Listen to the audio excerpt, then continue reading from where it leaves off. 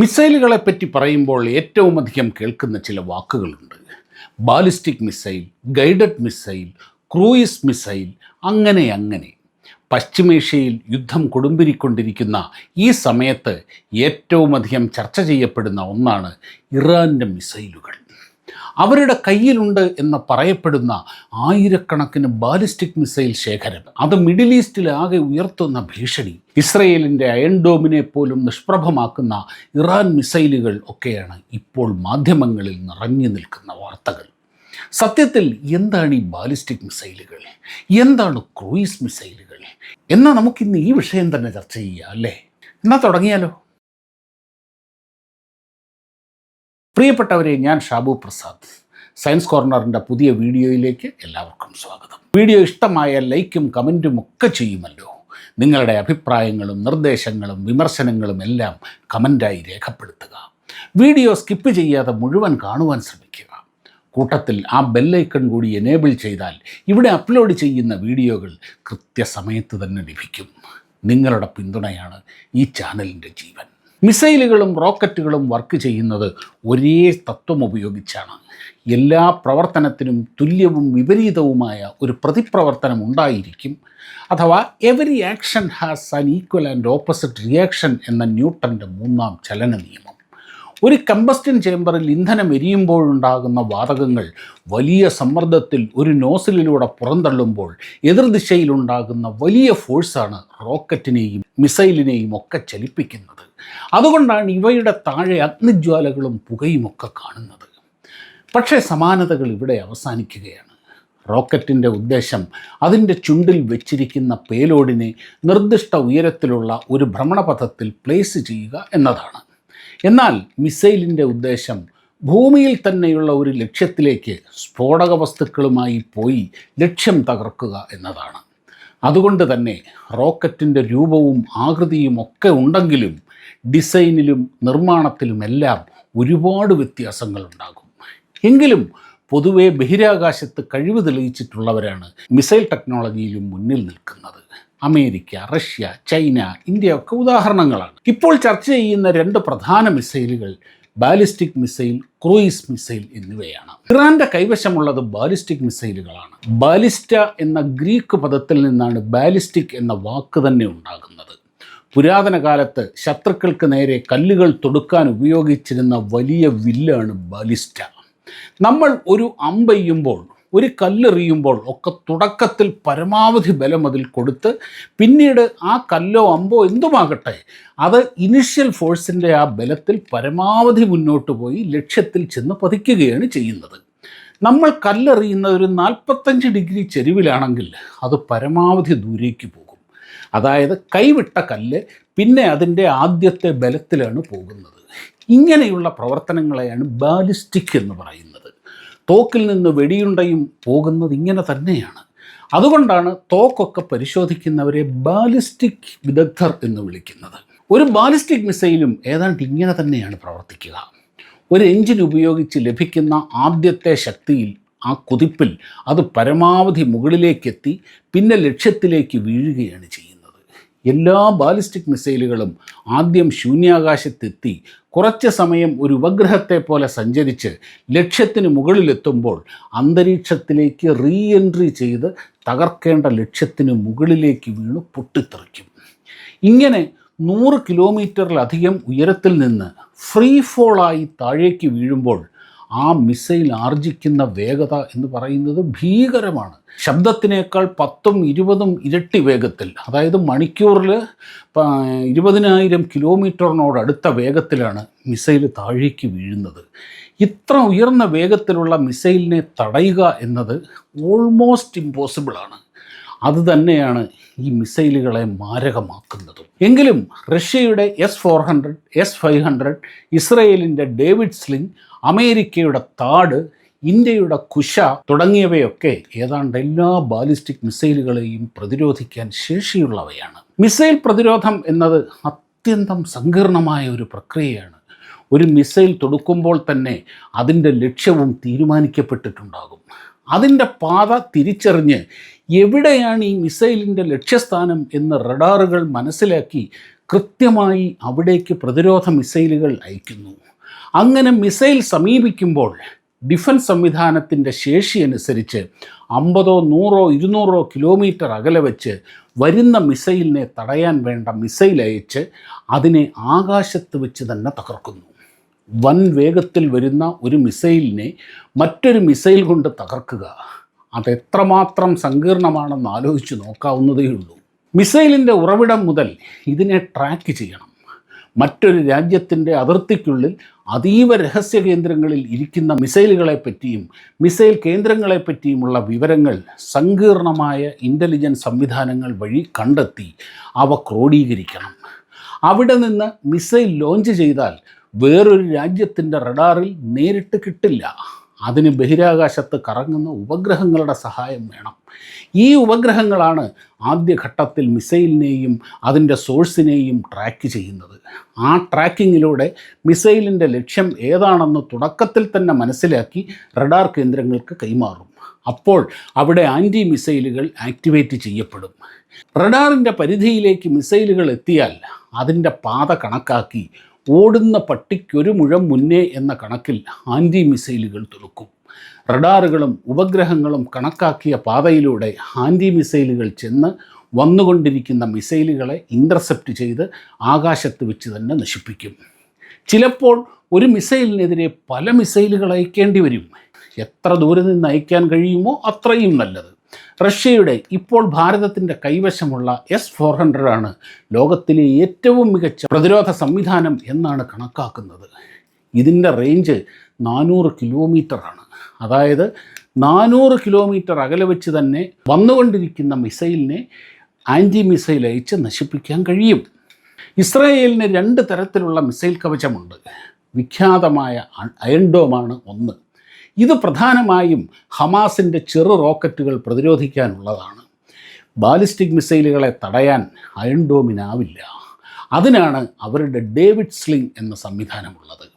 അമേരിക്കയുടെ താടും മികച്ച air defence സിസ്റ്റമാണ്. ഇതാണ് ഇപ്പോൾ ഇറാൻ്റെ മിസൈൽ ഡ്രോൺ ആക്രമണങ്ങളിൽ നിന്നും ഗൾഫ് രാജ്യങ്ങളെ സംരക്ഷിച്ചുകൊണ്ടിരിക്കുന്നത്. എത്ര മികച്ച എയർ ഡിഫൻസ് സിസ്റ്റം ആണെങ്കിലും അതിൻ്റെ കൃത്യത 90-95%.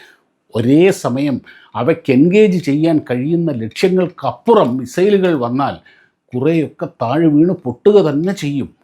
ഉദാഹരണത്തിന് ഒരു സിസ്റ്റത്തിന് ഒരേ സമയം 100 മിസൈലുകൾ ട്രാക്ക് ചെയ്ത് നിർവീര്യമാക്കാൻ കഴിയും എന്നിരിക്കട്ടെ. അപ്പോൾ അതിലേറെ മിസൈലുകൾ വന്നാലോ? ഈ തന്ത്രമാണ് ഇസ്രയേലിനെതിരെ ഇറാൻ പ്രയോഗിക്കുന്നത്. അങ്ങനെ വരുന്ന മിസൈലുകൾ താഴെ വരിക തന്നെ ചെയ്യും. ഇവിടെയാണ് ഓപ്പറേഷൻ സിന്ദൂർ കാലത്ത് ഭാരതം കാണിച്ച ഒരത്ഭുതം കണ്ട് ലോകം അമ്പരന്ന് പോയത്. ഇറാനേക്കാൾ വലിയ സൈനിക ശക്തിയാണ് പാകിസ്ഥാൻ. അവരുടെ കയ്യിൽ മിസൈലുകളും ഡ്രോണുകളും ഒക്കെ ഇഷ്ടം പോലെയുണ്ട്. ഒരേ സമയം 100 കണക്കിന് ഡ്രോണുകളും മിസൈലുകളുമാണ് അവർ ഇന്ത്യയിലേക്ക് അയച്ചത്. പക്ഷേ ഒരെണ്ണം പോലും താഴെ വീണ് പൊട്ടിയിട്ടില്ല. ഒരെണ്ണം പോലും താഴെ വീഴാതെ പെർഫെക്റ്റായി ഓരോ ഡ്രോണിനെയും ഓരോ മിസൈലിനെയും ആകാശത്ത് വെച്ച് തന്നെ നശിപ്പിച്ചു. സത്യത്തിൽ ലോകം അമ്പരന്ന് നിന്ന് പോവുകയാണ് ചെയ്തത്. ഇപ്പോൾ നമ്മൾ കാണുന്നുണ്ട് ഇസ്രായേലിലേക്കും ഈ ഗൾഫ് രാജ്യങ്ങളിലേക്കും അയക്കുന്ന മിസൈലുകളിലും ഡ്രോണുകളിലും ഒക്കെ ചിലത് താഴെ വീണ് പൊട്ടുന്നുണ്ട്, അപകടം ഉണ്ടാകുന്നുണ്ട്. പക്ഷേ ഓപ്പറേഷൻ സിന്ദൂറിൽ ഒരൊറ്റ മിസൈൽ പോലും ഇവിടെ വീണിട്ടില്ല. അതായത് ഈ S-400 അടക്കമുള്ള ആകാശ് ധീർ എന്ന ഒരു വലിയ ഇൻ്റഗ്രേറ്റഡ് സംവിധാനമാണ് ഇന്ത്യയുടെ ആകാശവും ആകാശത്തിൻ്റെ അതിർത്തികളും കാക്കുന്നത്. അതിൻ്റെ കപ്പാസിറ്റി എത്രത്തോളം ഉണ്ടെന്ന് ആർക്കും അറിയില്ല. എന്തായാലും ഇന്ന് ലോകത്തിലെ ഏറ്റവും മികച്ച ഒരു എയർ ഡിഫൻസ് സിസ്റ്റമാണ് ഇന്ത്യക്കുള്ളത് എന്ന് ഓപ്പറേഷൻ സിന്ദൂർ തെളിയിച്ചിട്ടുണ്ട്. ബാലിസ്റ്റിക് മിസൈലുകൾ ഒരിക്കൽ ലോഞ്ച് ചെയ്താൽ പിന്നെ തിരികെ വിളിക്കാനോ നിയന്ത്രിക്കാനോ ആവില്ല. വിട്ടാൽ അവൻ ലക്ഷ്യത്തിലെത്തും, അല്ലെങ്കിൽ ആ ലക്ഷ്യത്തിന് മുൻപിൽ വെച്ച് തകർക്കപ്പെടും. എങ്കിലും ആധുനിക മിസൈലുകളിൽ മികച്ച ഗൈഡൻസ് സംവിധാനങ്ങളുണ്ട്. ലക്ഷ്യം കൃത്യമായി കണക്ക് കൂട്ടാനും കൃത്യമായി അവിടേക്ക് എത്തിക്കാനുമുള്ള കമ്പ്യൂട്ടറുകളും AI സപ്പോർട്ടുകളും എല്ലാമുള്ള ആധുനിക ബാലിസ്റ്റിക് മിസൈലുകളുടെ കൃത്യത 30 മീറ്ററിനുള്ളിലാണ്. എന്ന് വെച്ചാൽ ആയിരക്കണക്കിന് കിലോമീറ്റർ അകലെ നിന്ന് ഒരു നഗരത്തിലെ ഒരു കെട്ടിടം ലക്ഷ്യം വെച്ച് ലോഞ്ച് ചെയ്താൽ അതിന് സംഭവിക്കാവുന്ന പരമാവധി മാറ്റം ലക്ഷ്യത്തിൽ നിന്ന് ആ പോയിന്റിൽ നിന്ന് 15-30 മീറ്റർ മാത്രമായിരിക്കും. മിസൈലിൻ്റെ യാത്രയിലുടനീളം ഉപഗ്രഹങ്ങൾ ഉപയോഗിച്ചുള്ള ഗൈഡൻസും ആധുനിക മിസൈലുകളിൽ ഉണ്ടാകും. ഇപ്പോൾ പറഞ്ഞത് ബാലിസ്റ്റിക് മിസൈലുകളുടെ കാര്യം.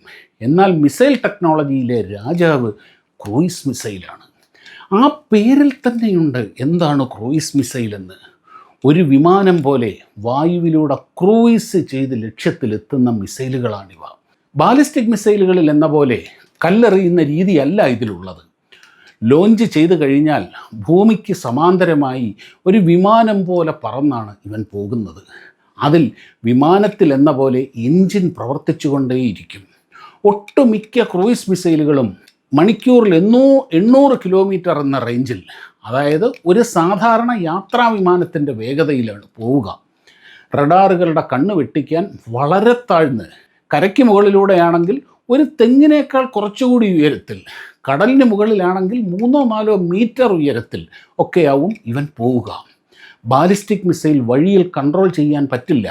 എങ്കിൽ ക്രൂയിസ് മിസൈൽ അവസാന നിമിഷം വരെ, ലക്ഷ്യം ഭേദിക്കുന്നത് വരെ നിയന്ത്രിക്കാൻ കഴിയും. അതിനെ വഴിതിരിച്ചു വിടാൻ കഴിയും, ലക്ഷ്യം മാറ്റാൻ കഴിയും, തിരിച്ചു വിളിക്കാൻ കഴിയും. ബാലിസ്റ്റിക് മിസൈലുകളെ അപേക്ഷിച്ച് ഇവയ്ക്ക് വഹിക്കാൻ കഴിയുന്ന സ്ഫോടക വസ്തുക്കളുടെ ഭാരം കുറവായിരിക്കും. എങ്കിലും കുറഞ്ഞ സ്ഫോടക വസ്തുക്കൾ കൊണ്ട് കൃത്യമായി ആക്രമിച്ച് വലിയ ലക്ഷ്യങ്ങളെ തകർക്കാൻ കഴിയും. ഓപ്പറേഷൻ സിന്ദൂറിലെ താരം ഇന്ത്യയുടെ ബ്രഹ്മോസ് ക്രൂയിസ് മിസൈലുകളായിരുന്നു. നൂർഖാൻ എയർബേസിലെ കടുകട്ടിയായ ഒരു കോൺക്രീറ്റ് ബങ്കർ ബ്രഹ്മോസ് തകർത്തത് എങ്ങനെയെന്നറിയുമോ? AC ഒക്കെ വെക്കാനുള്ള 1 മീറ്റർ നീളവും 1 മീറ്റർ വീതിയുമുള്ള ഒരു ഹോൾ അത് കണ്ടെത്തി കൃത്യമായി ആ വിടവിനുള്ളിലൂടെ അകത്ത് കയറി പൊട്ടിത്തെറിച്ചു. അകത്തുണ്ടായിരുന്ന സാധനങ്ങളുടെയും ആളുകളുടെയും പൊടി പോലും കിട്ടിയില്ല. അത്രയ്ക്ക് മാരകവും കൃത്യവുമാണ് ക്രൂയിസ് മിസൈലുകൾ. ലോകത്തിലെ ഏറ്റവും മികച്ച വേഗതയേറിയ ക്രൂയിസ് മിസൈലുകളിൽ ഒന്നാണ് ബ്രഹ്മോസ്. പറഞ്ഞല്ലോ, ഈ ക്രൂയിസ് മിസൈലുകൾ പതുക്കെയാണ് പോകുന്നത്, വിമാനത്തിൻ്റെ വേഗതയിലാണ് പോകുന്നത് എന്ന്. എന്നാൽ ബ്രഹ്മോസ് പോകുന്നത് സൂപ്പർസോണിക് വേഗതയിലാണ്. എന്ന് വെച്ചാൽ മാക് 3, ശബ്ദത്തിൻ്റെ 3 ഇരട്ടി വേഗതയിൽ. ഇപ്പോൾ ബ്രഹ്മോസിൻ്റെ അടുത്ത വെർഷൻ വരാൻ പോകുന്നത് മാക് 5 മുകളിലാണ്. അങ്ങനെ ഏറ്റവും മികച്ച ക്രൂയിസ് മിസൈലുകളാണ് ഇന്ത്യയുടെ കയ്യിലുള്ളത്. ഇപ്പോൾ ഇറാനെതിരെ അമേരിക്ക ഉപയോഗിച്ചുകൊണ്ടിരിക്കുന്ന ടോമഹോക്ക് മിസൈലുകൾ ഏറ്റവും മികച്ച മറ്റൊരു ക്രൂയിസ് മിസൈലാണ്. ഇറാൻ്റെ മിസൈൽ ശേഖരത്തിലുള്ളത് ബാലിസ്റ്റിക് മിസൈലുകൾ മാത്രമാണ്. അതും ഇറാൻ ഇറാഖ് യുദ്ധകാലത്തും അതിനുശേഷം 90കളിലും സംഘടിപ്പിച്ചവ. അന്താരാഷ്ട്ര നിയമങ്ങൾ, അതായത് MTCR, missile technology control regime, അതനുസരിച്ച് രാജ്യങ്ങൾക്ക് മിസൈലുകളോ മിസൈൽ ടെക്നോളജികളോ വിൽക്കാനോ കൈമാറാനോ കഴിയില്ല. പക്ഷേ ഒളിഞ്ഞും തെളിഞ്ഞും കള്ളക്കടത്തിയുമൊക്കെ ഉത്തര കൊറിയ, ചൈന ഒക്കെ ഇറാന് മിസൈലുകൾ നൽകിയിരുന്നു. ആ മിസൈലുകളിൽ നിന്നും റിവേഴ്സ് എഞ്ചിനീയറിങ്ങിലൂടെയാണ് ഇറാൻ അവരുടെ ബാലിസ്റ്റിക് മിസൈലുകൾ നിർമ്മിച്ചത്. ഒറിജിനലായി അല്ലാതെ റിവേഴ്സ് എഞ്ചിനീയറിങ്ങിലൂടെ ഉണ്ടാക്കിയെടുക്കുന്ന ഏത് ടെക്നോളജിക്കും വലിയ പോരായ്മകളുണ്ട്. അതിന് ഒരിക്കലും ഒറിജിനൽ ടെക്നോളജിയുടെ കൃത്യതയും പെർഫോമൻസും നൽകാനാവില്ല. മാത്രവുമല്ല, ഇറാന് സ്വന്തമായി ഉപഗ്രഹങ്ങളോ ബഹിരാകാശ പദ്ധതികളോ ഇല്ല. അതുകൊണ്ട് തന്നെ ബാലിസ്റ്റിക് മിസൈലുകളുടെ കൃത്യതയ്ക്ക് അത്യാവശ്യമായ ഉപഗ്രഹ ട്രാക്കിങ് ഇറാന് സാധിക്കില്ല.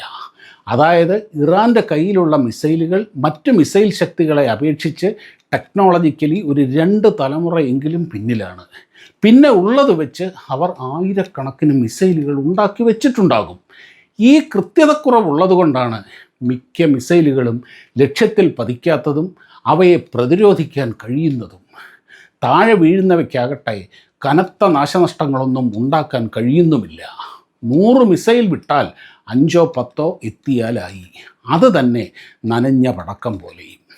അതായത് കൂട്ടുകാരെ, മിസൈൽ പവറിൽ ഇന്ത്യയുടെയോ ചൈനയുടെയോ ഇസ്രയേലിൻ്റെയോ അമേരിക്കയുടെയോ ഒന്നും 7 അയലത്ത് പോലും ഇറാൻ എത്തില്ല. പറഞ്ഞു കേൾക്കുന്നതെല്ലാം എക്സാജറേറ്റഡ് ഫിഗറാണ്. ഇപ്പോൾ ഉള്ള മിസൈലുകൾ ഉപയോഗിച്ച് തീർന്നാൽ കഴിഞ്ഞു അവരുടെ മിസൈൽ അഭ്യാസങ്ങൾ. ഇതാണ് യാഥാർത്ഥ്യം, ഇഷ്ടപ്പെട്ടാലും ഇല്ലെങ്കിലും. വീഡിയോ കണ്ട എല്ലാ കൂട്ടുകാർക്കും ഒരുപാട് നന്ദി. വീഡിയോ ഇഷ്ടപ്പെട്ടാൽ ലൈക്കും കമൻറ്റും ഷെയറും എല്ലാം ചെയ്യുമല്ലോ. മറ്റൊരു സയൻസ് വീഡിയോയുമായി ഉടനെ കാണാം. നന്ദി, നമസ്കാരം.